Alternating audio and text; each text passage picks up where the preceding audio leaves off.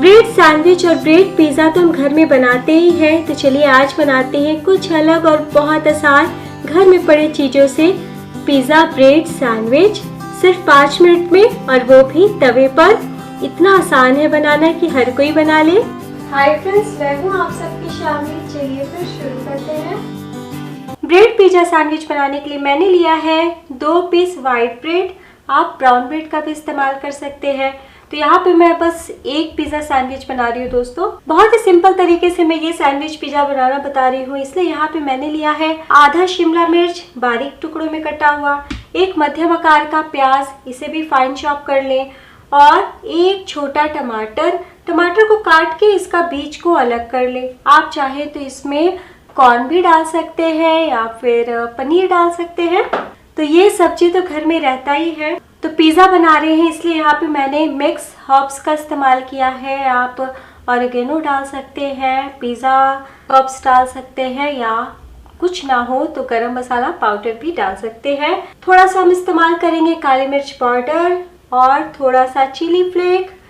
और यहाँ पे मैं सफ़ेद नमक का इस्तेमाल नहीं कर रही क्योंकि चीज़ में भी नमक होता है, तो यहाँ पे मैं काला नमक का इस्तेमाल कर रही हूँ। 1 चम्मच बटर, आप बटर के बदले घी या फिर ऑयल का भी इस्तेमाल कर सकते हैं। बिना चीज़ का पिज़्ज़ा सैंडविच तो बनेगा ही नहीं, इसलिए आपको जो भी चीज़ मिल जाए उसका आप इस्तेमाल कर सकते हैं। अमूल क्यूब या फिर चीज़ स्लाइस या फिर मोज़रेला चीज़। मोज़रेला चीज़ में इलास्टिसिटी ज़्यादा होता है, इसलिए खिंचाव आएगा।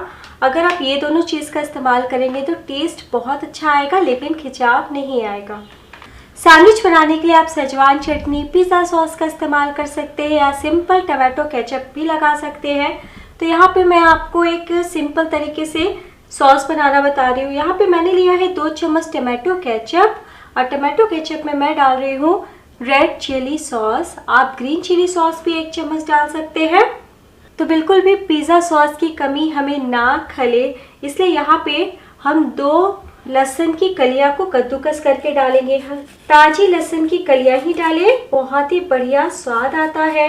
लहसुन डालने के बाद 1/4 छोटी चम्मच से थोड़ा कम हम हर्ब्स डालते हैं। आप ऑरिगेनो भी डाल सकते हैं। अब हम सभी को मिला लेते हैं।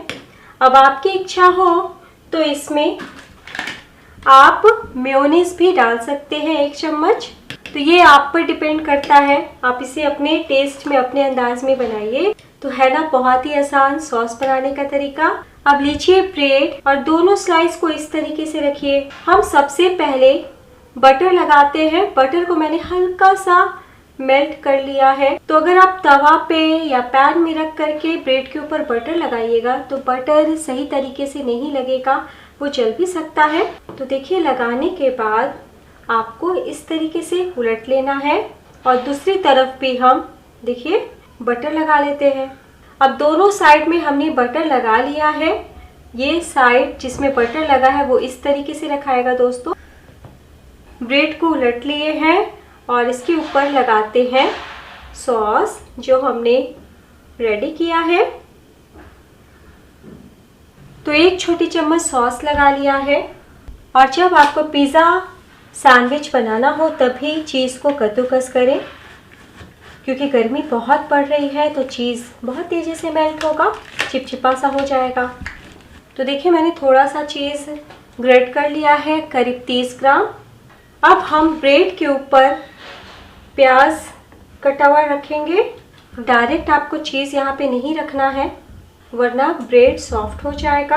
हल्का सा हम चुटकी भर प्याज पे काला नमक स्प्रिंकल कर देते हैं, बहुत हल्का सा। और इसके ऊपर रखिए चीज़। तो बहुत कम चीज़ लगता है दोस्तों, आप ज़रूर बना के देखें। चीज़ लगाने के बाद ऊपर से थोड़ा सा कैप्सिकम यानी कटा हुआ शिमला मिर्च रखिए। तो जब भी छोटी मोटी भूख सताए, बच्चे कुछ डिमांड करें, तो आप फटाफट उन्हें बना के दे सकते हैं। इतना आसान है बनाना। अब कटे हुए टमाटर, तो कितना सुंदर लग रहा है, और बहुत थोड़ा सा प्याज।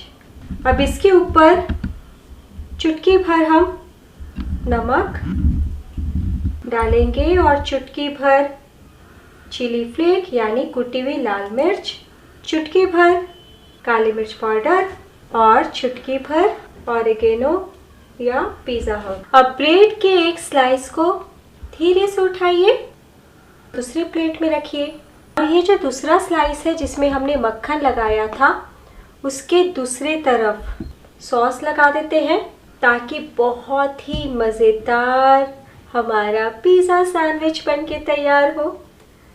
तो देखिए दोस्तों, सॉस को लगा लिया है और अब हम सैंडविच के ऊपर रखते हैं। चम्मच से इस तरीके से दाब लें हल्का सा ताकि चिपक जाए।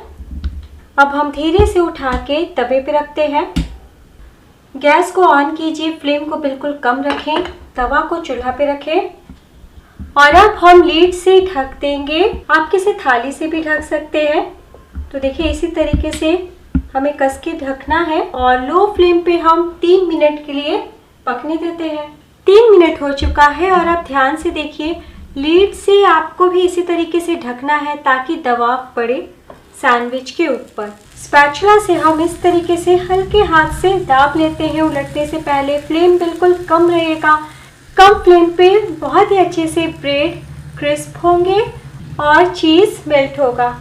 धीरे से हम स्पैचुला तरीके से डालते हैं।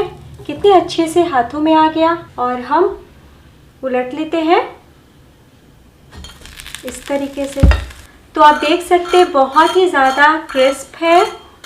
अगर आप इससे कम ब्रेड को सेकिएगा तो फिर वेजेस जो हमने डाला है और चीज़ डाला है वो तवे पे मेल्ट नहीं होगा यानी पकेगा नहीं।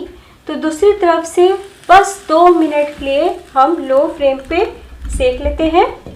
तो 2 मिनट हो चुका है। टोटल आपको बस 5 मिनट लगेगा और 5 मिनट में हमारा गर्मा गर्म पिज़्ज़ा सैंडविच बन के तैयार है। मैं आपको उलट के दिखाती हूँ तवे पे ही। तो मैं तवा को चारों तरफ से गोल गोल चूल्हे पे ही घुमा रही हूँ और फ्लेम बंद है। तो आप चारों तरफ से देख सकते हैं कि कितने अच्छे से चीज़ तवे पे मेल्ट हुआ है, बिल्कुल ओवन जैसा। तो तवे पे बहुत ही आराम से आप पिज़्ज़ा सैंडविच बहुत क्रिस्प मज़ेदार तैयार कर सकते हैं। तो बिना रुके गर्मा गर्म मैं इसे प्लेट में निकालती हूँ और आपको काट के दिखाती हूँ। तो चाकू या पिज़्ज़ा कटर से काटिए।